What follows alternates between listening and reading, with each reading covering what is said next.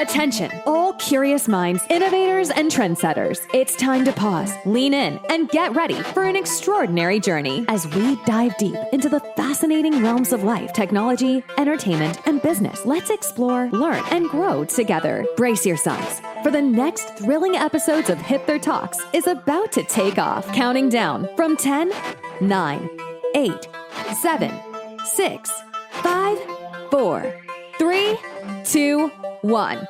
And here we go. Hi everyone, Zoltan here. We're back again with Hipther Talks this week, and today we are sticking to a different topic than we're used to, but we're keeping it technology related and also investment related, because we've been having a lot of talks about that lately. So I have the pleasure of having with me Pauline Schmiechen, growth consultant and co-founder at Kotti Consulting. Pauline, it's nice to have you here. Thanks for having me. I'm really excited. All right. So, guys, as you know, we have people joining us from around the world, guests from around the world.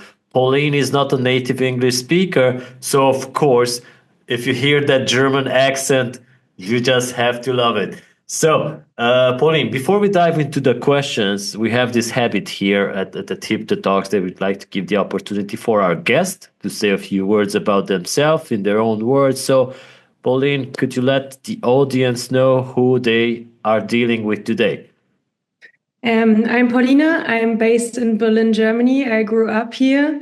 I used to be a fashion model. Then I became a developer. And today I work in the adult industry. And so far I love it. And I think I will stick to it. All right. So that's quite a big leap between the two industries. So yeah, you built a career at the intersection of technology and adult markets, right? So what initially drew you to this space? So as I just said, I started my career in computer science, earning both my bachelor's and master's degree in that field. And while studying, I worked as a developer, first at a food delivery company, and then for a major German publishing house for newspapers. And right after finishing university, I was lucky. I founded my first startup with the help of a scholarship. So they provided me equity-free funding, basically. And soon after that, we raised 6 figures in investment as first-time founders.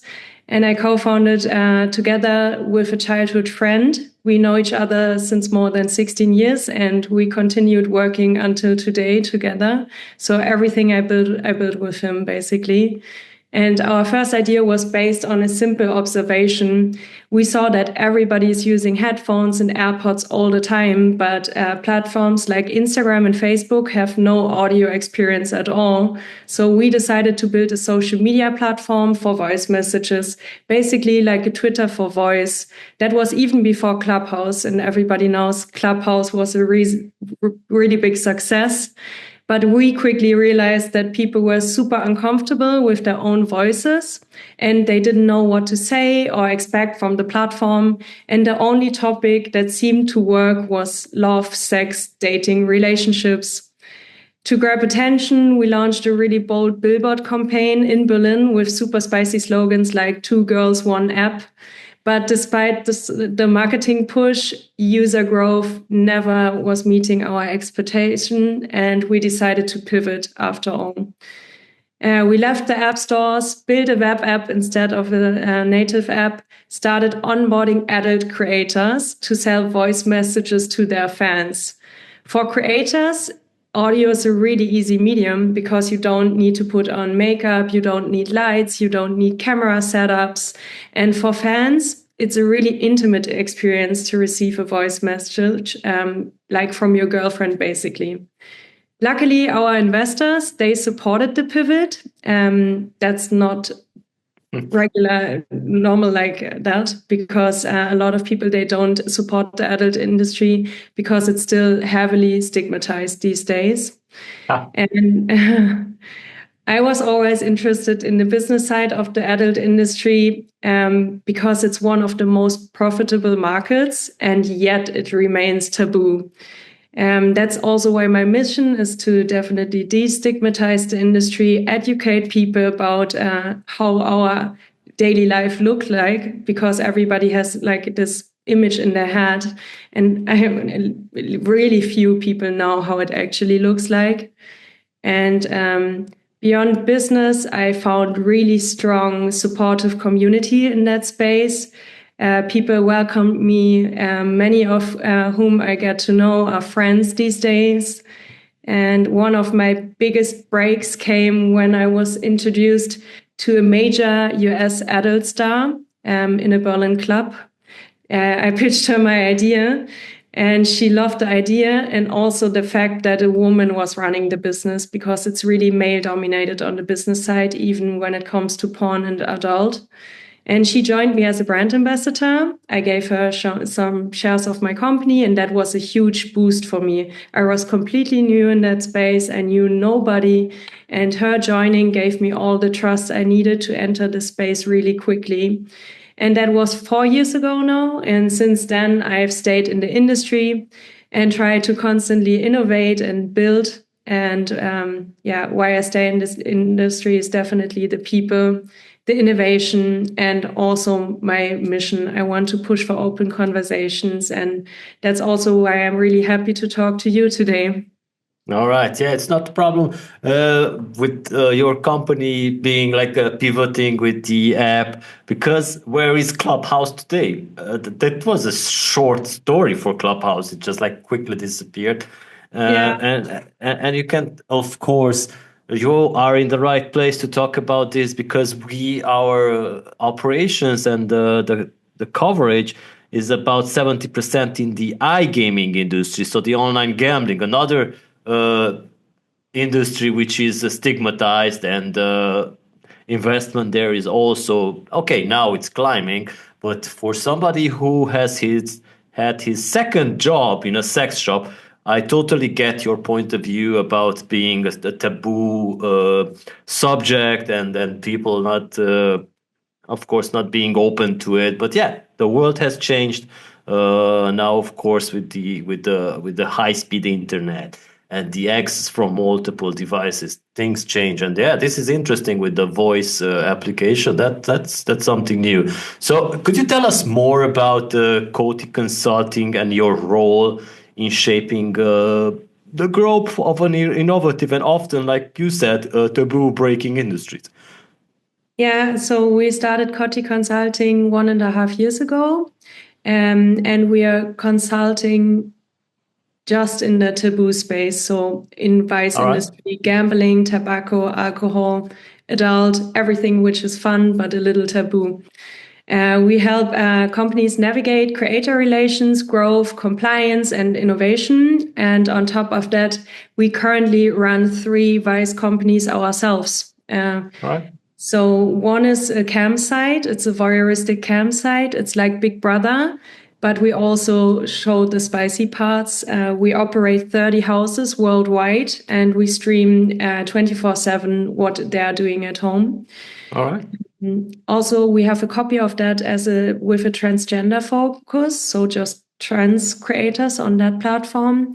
I love the project because I love reality TV, and for me it has similar aspects, and I love to work on like interesting shows with the creators together. For like St. Patrick's Day, they dress up in green and stuff like that. You can be really creative with that project. And secondly, we run an AI not safe for work image generator. We use cutting edge AI image generating, and people can like put in categories they want to see, and it's creating a picture realistic but also anime style. And there's a huge demand right now for customizable porn in the internet. It's just images, but still running good. And our third project is a flirt coach chatbot. It helps people improving their texting and flirting game. And we try to help people to get out of the friend zone with it, basically. And as a single girl in Berlin, I can tell you, guys need to get better in texting. All right. Yeah. Okay, so yeah, this is very interesting, and I'm glad that you accepted our invitation to join us, because this is something that not often is spoken about in podcasts, especially tech podcasts. They often do like, we're not going to talk about it, but Yeah, we saw a recent post about you highlighting that the sex tech is projected to hit over $113 billion by 2023, which is huge. So my question, and probably those who are tuning in and listening to this recording who are in the investment space are asking, what's driving this massive growth? I think there are several key factors. The first and biggest probably is that the creators have more power today than ever before. Usually, like the production houses, the studios had all the power, and today platforms like OnlyFans have shifted the control from large studios to the individual creators. And this allows them to produce and sell their own content, leading to higher earnings and a stronger connections with their audience and fans. And the creator knows best what the fans want in the end, because they're constantly communicating with their fans. Secondly, new technology is making things easier and more scalable. I think AI is a huge game changer in this space. AI-powered chatbots help creators interact with multiple fans at once, automating conversations, increasing engagement, and also AI can be used to generate custom images and videos, so reducing production costs, and also they can produce more in less time, basically. And third, society is becoming more and more open-minded, even if we still have some steps to go. Especially in wealthier countries, people are less ashamed of exploring and purchasing adult products. And this shift is definitely reducing stigma and bringing new consumers who maybe previously felt hesitant to buy something.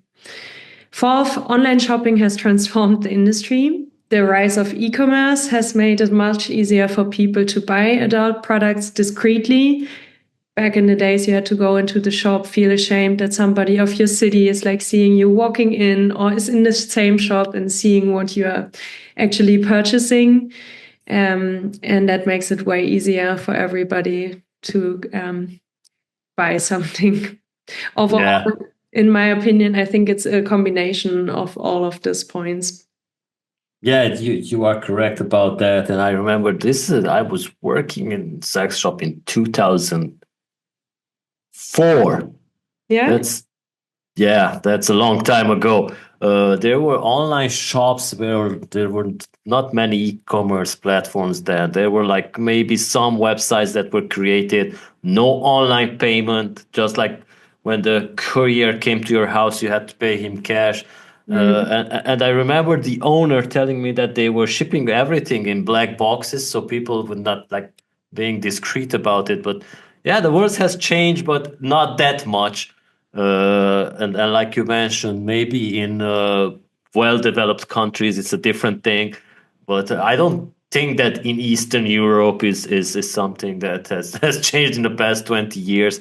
And despite the world booming in this area and coming from the gambling industry, I can just imagine about how this involves everybody, like payment processors who are specifically targeting adult market websites.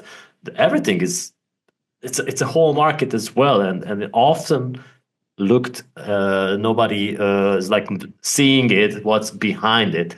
So despite this booming market, many investors and mainstream players are still hesitant, as you mentioned. So what's holding them back besides being able to say, okay, I'm an investor in the adult industry? I think, first of all, it's the social stigma again, and also cultural taboos, they still exist. Even though sexual wellness is a massive industry, many investors feel uncomfortable publicly being associated with it, especially when they also invest in mainstream.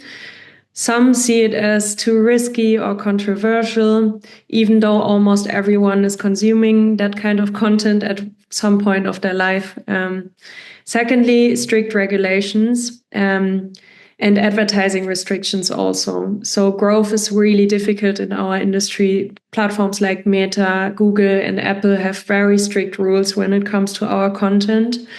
Even educational or wellness-focused products are often blocked from marketing, advertising, and that makes it hard for companies to reach new customers. And also, investors worry about uncertain returns because venture capitalists typically look for like billion-dollar exit, but in sex tech, really, really few major acquisitions happened in the past. Because of this, some investors hesitate to put their money into the industry, even though revenue numbers are skyrocketing. When you look at OnlyFans, it's crazy what they are earning with just 40 employees. It's ridiculous. Finally, I've seen firsthand how difficult it is to fundraise in that space. Even investors who claim that they are supporting sex tech, we have a lot of them in Germany. They go to the newspapers, tell like, we are so woke, we're just and we're investing in porn and adult.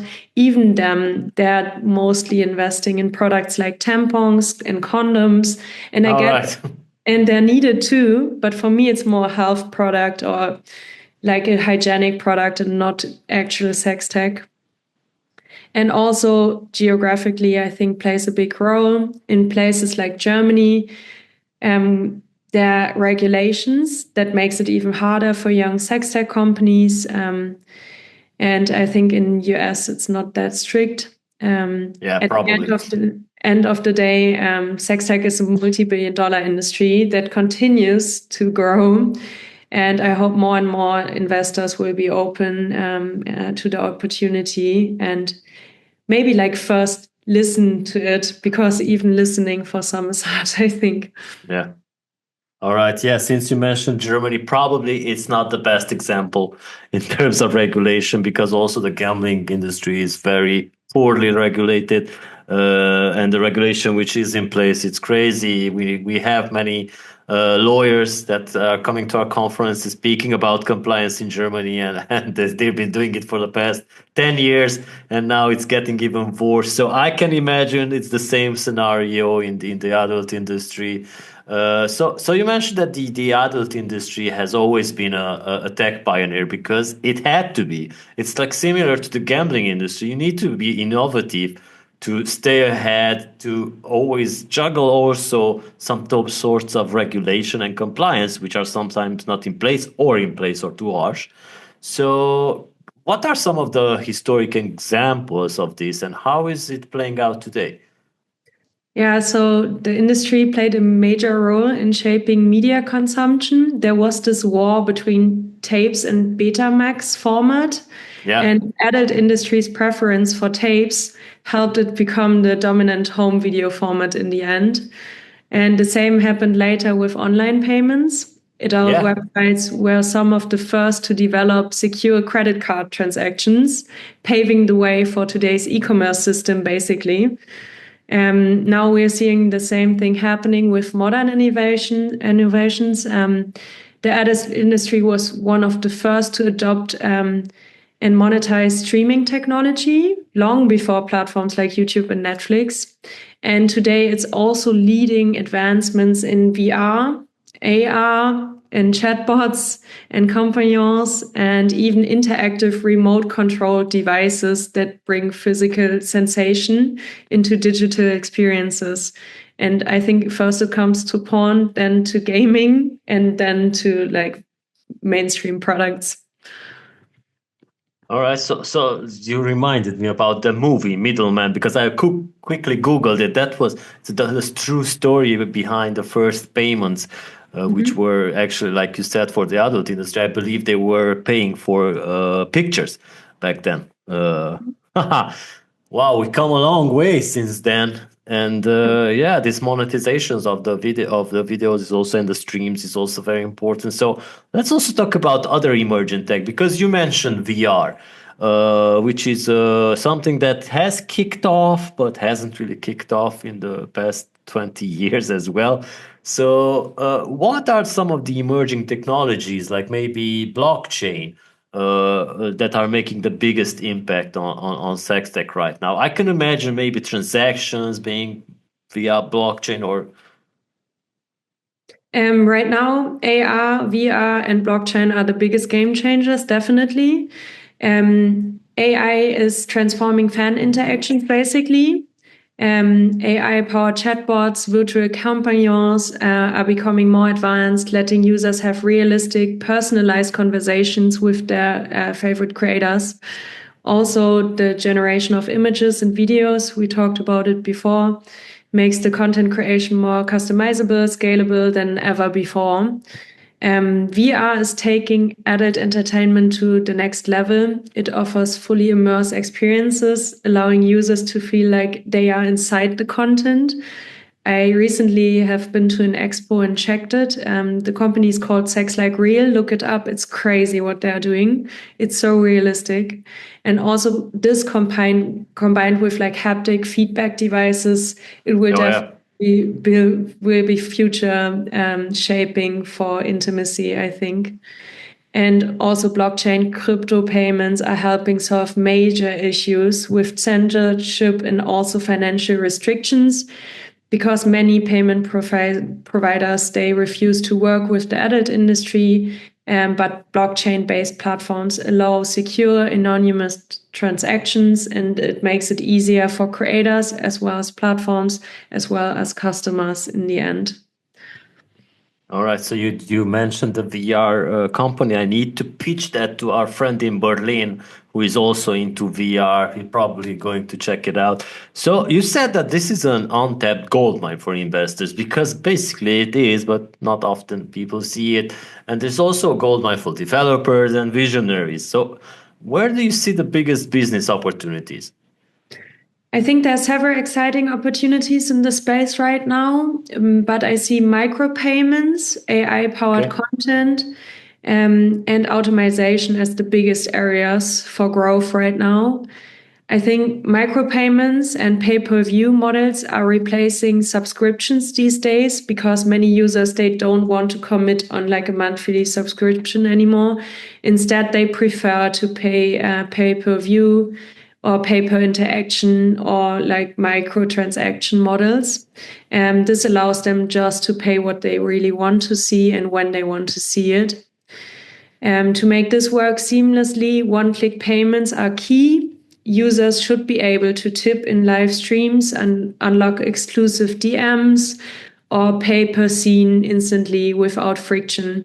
AI can also play a role here. AI-powered platforms can adjust pricing dynamically based on demand, giving users more control over the spendings while helping creators maximize revenue. Then AI-powered adult content and companions, chatbots are creating completely new market. I know girls who are doing OnlyFans, and now with their copy, their AI companion, they earn double the amount they earn on OnlyFans just with the automated chatting. It's crazy. They become more advanced and more realistic, and some platforms already offer AI-driven virtual partners that can chat, send messages, even generate images. But the potential for even more personalization and emotional intelligence is huge, I think. All right. So there was a post in which you mentioned about the AI intimacy and then the OnlyFans creator, like you mentioned, using AI bots. And you raised some big ethical and social questions there. So how close are we to be fully automated AI companions? They're already here. Companies like Eva AI, they created virtual partners that users can chat with, and they can form connections with them, even receive images. Also, they simulate like intimacy and companionship, offering a completely digital alternative to a real relationship, basically. Many OnlyFans creators have already started using AI chatbots to engage with their fans. Instead of personally replying to every message, creators can now automatically follow up with all the interactions. This makes monetization for them more efficient. But here's the interesting part. The highest earning AI companions are still copies of real life people. So there are also like completely generated girls out there, but still the copies from a real life human are making more money. We are already seeing the early versions of fully automated AI companies as technology continues to improve. These interactions will become even more realistic and personal and emotionally engaging. And the big question, I think, is will people accept AI companionship as a real replacement for human connections? Because it will be there, but if humans are really accepting it, it's on a personal decision, I would say. Yeah, let's also talk about this, because there are three big questions about digital pleasure. I think that's how they call it. And the first one is, will AI partners become more fulfilling than real relationship? The second would be, of course, could desire be coded, making human connections obsolete? This is also a big question. And the third one is, if people create AI families, what does that mean for society? So this is like a really personal opinion. I think AI is already changing intimacy, but it's unlikely for me to replace human relationships fully. While AI partners can offer companionship and emotional engagement, real relationships bring depth, unpredictability, and shared experiences that AI can't truly replicate, in my opinion. Desire can be coded to some extent, but human connections is more than just algorithms. It's built on emotions, chemistry, and real life interactions. If people start creating AI families, it could reshape social structures for sure, redefine relationships, and even impact population trends. AI will continue to expand digital pleasure, but human connection will always remain essential. So there's not going to be AI families. Or we don't know. We don't know. Let's see. We don't know. Yeah, exactly. Maybe So, I'm the first generation to experience. all right. So do you think we're heading toward a future where AI companionship is normalized? Or will there always be resistance and this will take maybe 40 years, 50 years? AI intimacy has the potential to bring meaningful companionship, pleasure, emotional support to people. For those who are lonely, socially anxious, or have physical disabilities, AI partners can offer a safe, judgment-free space for connection, intimacy, and exploration. One of the biggest advantages is how AI can bring sexual experience to people who may never have the chance to have them in real life, whether due to physical limitations, social struggles, or personal circumstances. AI companions can provide comfort, understanding, and even a sense of love and validation to those who might otherwise feel excluded from intimacy. AI can also be a game changer for the elderlies in like care homes where loneliness is a major issue. Many seniors miss human connections, but finding romantic or intimate relationships later in life is so difficult. AI partners could offer companionship conversations and help them to feel desired, emotionally fulfilled in a way that was never possible before. Another big advantage is helping people explore their desires in a safe and private way. Not everyone is comfortable expressing certain fantasies with their real-life partner, either because of judgment or social taboos or personal insecurities. AI provides a safe space where people can explore their sexual freedom without pressure or embarrassment.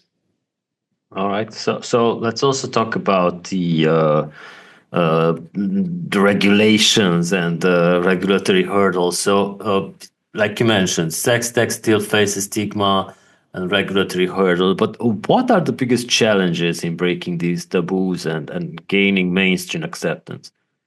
One of the biggest challenges, I would say, is the financial and payment restrictions placed on the industry.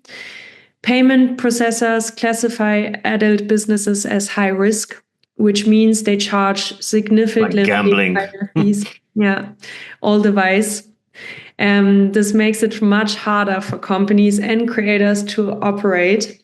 On top of that, platforms impose strange and inconsistent rules. For example, on most of the platforms, period blood is not allowed to be in live streams. And violating this, it's not a rule that the platforms make, it's a rule that the payment processor is making. And violating this, that could mean that you lose your merchant account.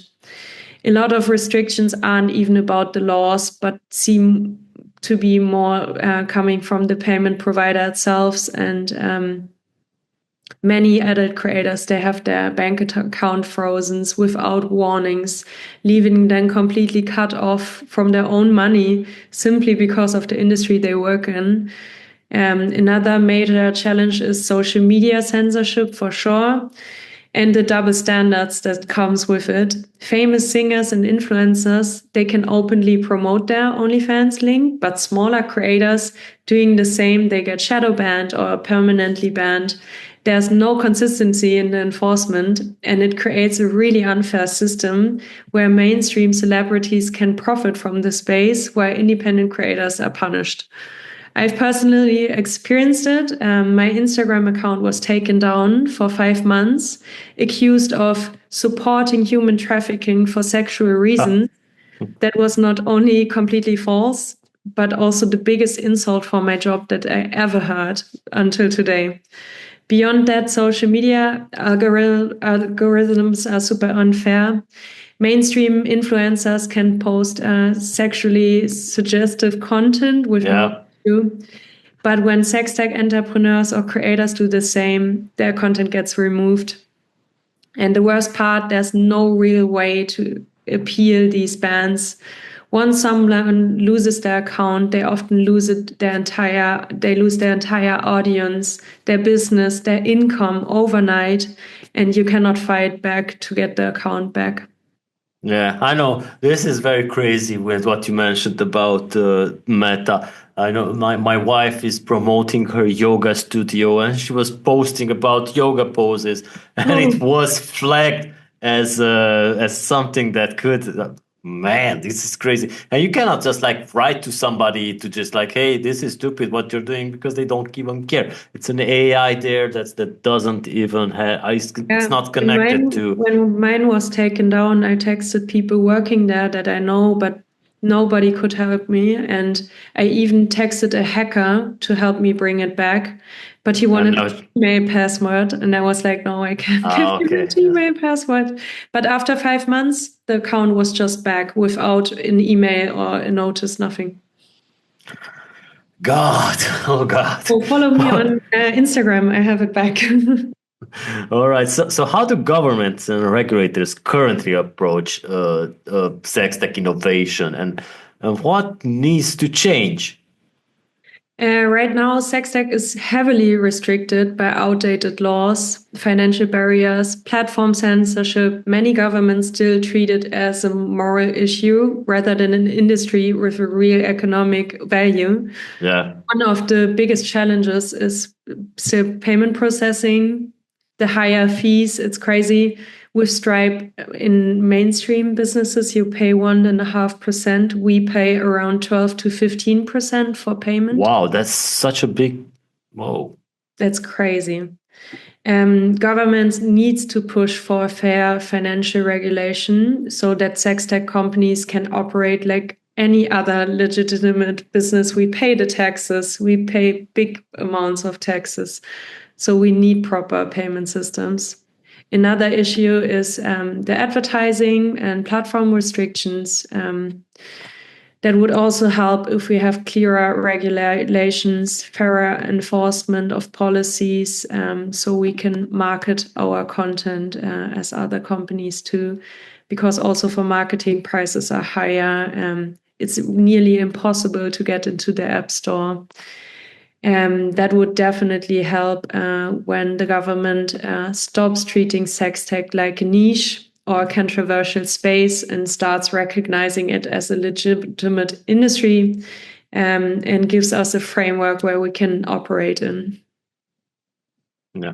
It's like similar to the fintech and medtech because fintech was the same when financial technology apps have appeared. They were also very stigmatized, but after that, industries like fintech and medtech have created some disruptive startups that reshaped the entire market. Now, how we feel now about Revolut. It was 10 years ago. It wasn't like you could not even imagine something like that happening. There was MoneyGram or Krill. So could sex tech follow a similar path to legitimacy? Yeah, fintech disrupted banking by making financial services more Yeah. accessible and bypassing traditional institutions.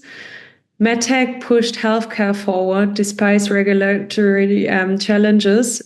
Sex tech is innovating just as fast with AI-driven intimacy, VR experiences, and decentralized platforms gaining tractions. As demand grows, regulators and innovators will have to take it seriously. We're already seeing mainstream crossovers. Big tech is investing in intimacy tools, and sexual wellness is booming. Like crypto, cannabis, and online gambling, sex tech will eventually be normalized and fully accepted, hopefully. All right. Since, like you mentioned, the cannabis industry also has been normalized and no longer stigmatized. Okay, in some countries it still is, but there's companies leading the way. So uh, let's talk about. You pointed out that subscription-based models in sex tech are proving recession-resistant because, let's face it, it is. So why is that, and what lessons can other industries learn from this? Mm. So subscription-based models in sex tech have remained stable even during economic downtowns because intimacy, connection, pleasure are fundamental human needs. People might cut back on luxury expenses, but they still seek entertainment, companionship, and stress relief, even in tough times. However, the real shift is happening now towards micropayments instead of locking into monthly subscriptions. Users prefer pay-per-view. This gives them flexibility and control over their spendings while still allowing platforms and creators to maximize earnings per interaction. The big lessons for other industries: consumer now expect personalized on-demand access rather than fixed long-term commitments. Whether it's entertainment, gambling, or digital services, businesses should explore micropayments models and stay adaptable, profitable, and recession-proof with it. All right. There are some direct to consumer brands in the adult tech that are winning big. So what's driving this success, and what can mainstream brands learn from it? Direct-to-consumer brands in edtech are winning because they cut out the middleman, building Okay. direct relationships with the customer and offer privacy and discretion. They leverage targeted marketing, subscription models, and micropayments to maximize engagement and revenue. All right. So I'm also curious about how does the consumer behavior in this space differ from the traditional tech markets? People in sex tech, they care more about privacy and trust than in other tech markets. They prefer discreet buying, secure payments, and personalized experiences over big brand names. All right. So this is basically what's differentiates from the other tech markets. And yeah, I mean, it's most probably it's similar to the gambling industry as well, where you want to avoid and want to have privacy over your payments. So if we were fast forward 10 years, how does the sex tech landscape look to you? Hopefully, and this is probably a more positive view, in 10 years, sex tech will have better payment solutions, less stigma in ads and social media, and fairer regulations. Some rules will still be needed for safety, but businesses and creators will face fewer unnecessary restrictions, making innovation and growth easier for everybody in the industry. All right. So you've seen them from the top to the bottom, everything that's happening. So if you could give an advice to somebody who's listening that wants to break into this industry as an entrepreneur or investor or developer, where should they start? Start by understanding the industry challenges and opportunities. Learn about payment barriers, regulations, and emerging trends like AI, VR, and micropayments. For entrepreneurs, find a unique problem, as always, probably to solve and focus on privacy, security, and user experience. For investors, look beyond the stigma and focus on high growth areas like AI-driven intimacy, creator monetization, and digital companionship. For developers, AI chatbots, blockchain for secure transactions, immersive tech like VR and haptics. Most importantly, network within the industry, attend the events, and connect with experienced players.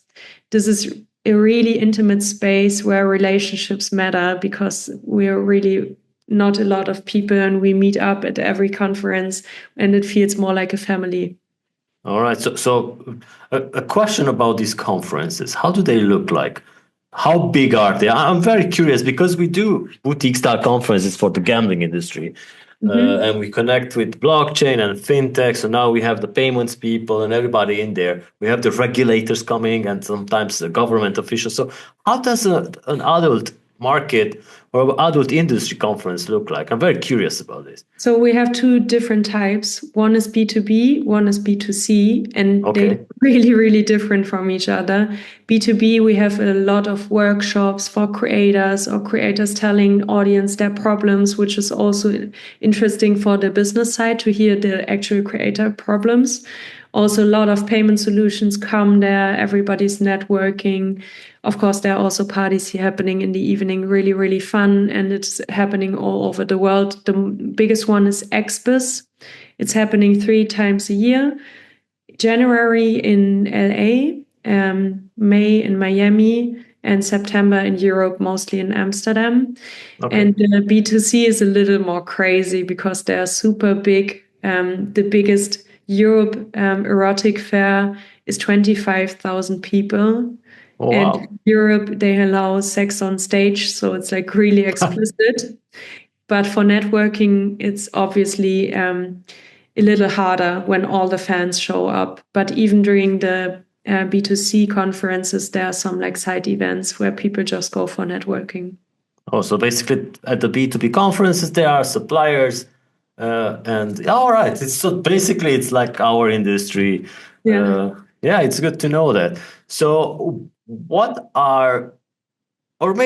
one misconception about the sex tech industry that you love to clear up?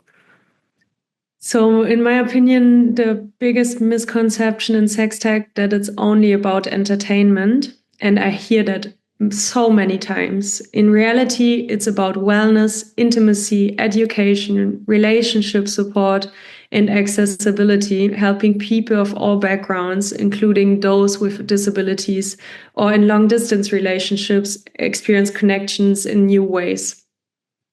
All right. So as a final question, because I had plenty for you today, where can listeners follow your work or stay updated to the latest sex tech innovation and trends maybe or suppliers?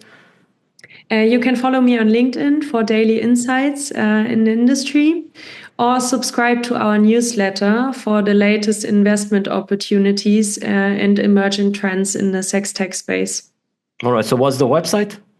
KottiKonsulting.com. Maybe you can put it in the description. Yeah, we will put it in the description. All right. So any shout outs at the end you would like to give? Shout out to my co-founder. Love you. Let's keep working together. All right. That's good. That's some short and sweet message. So thank you so much, Pauline, for these insights who are definitely going to be valuable for our audience. At least have learned something new today, because that's what we like to do. Give you plenty of things to learn about, and hopefully you will pay attention and, of course, make the world a better place, right? So thank you, guys. Thank you, Pauline. Until next week. Thank you for having me. And that's a wrap for this section of Hipther Talks. Thank you for being a part of our journey today. Don't forget to tune in next week for more insights and discussions. Stay connected with us on Spotify, YouTube, Google Podcasts, Amazon Music, Apple Podcasts, and more. Until then, keep exploring and keep growing. We'll see you next time.